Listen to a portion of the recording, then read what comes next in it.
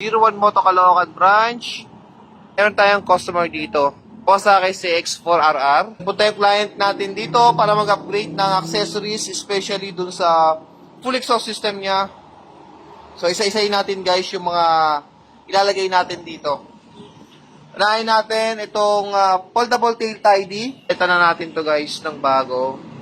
Tsaka napapold na rin. Tilt side mirror. At yung isa sa pinaka-importante, yung single point slider. Yan dito. So, importante ito guys, just in case na out of balance. Ito yung unang-unang tamaan. Tsaka yung windshield. Tsaka yung signal light. Papalitan na rin natin, kabilaan. Dito rin sa kabila. Ganda ng signal light yan. No? And also yung pinaka-last, syempre, yung full exhaust system niya. Ayan na guys. Ito na ilalagay natin dyan. Siyempre may belay na yan nakalagay. So maganda na rin yung elbow niya. Makapal na klase. Pag na-install na natin siya, siyempre sound check na rin natin. Kali guys, tapos na natin i-upgrade itong Kawasaki CX-4RR ng ating client. Isayin naman natin guys yung mga in-install natin dito. Unahin natin to guys, windshield.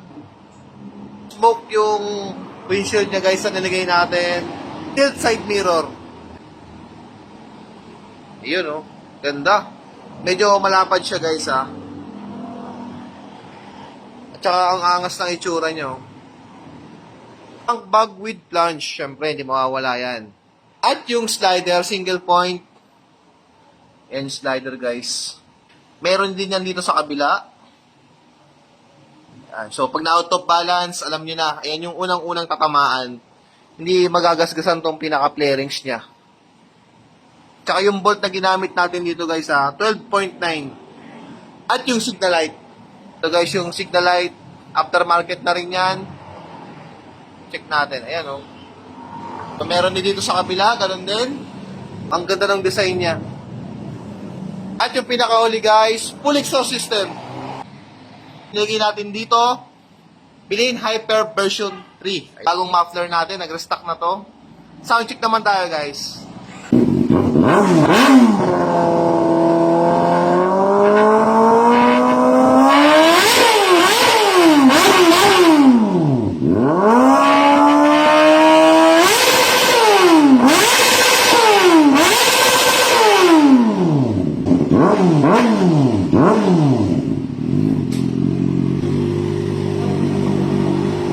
So yun guys, yung in-upgrade natin para dito sa Kawasaki CX-4RR. So ihabol ko lang guys, yung fender din niya, napalitan na natin. Yan, foldable tail tidy naman. So pag may plaka guys, dito yan, yan ilalagay. Kung gusto nyo siya itago, yan, i-fold nyo lang.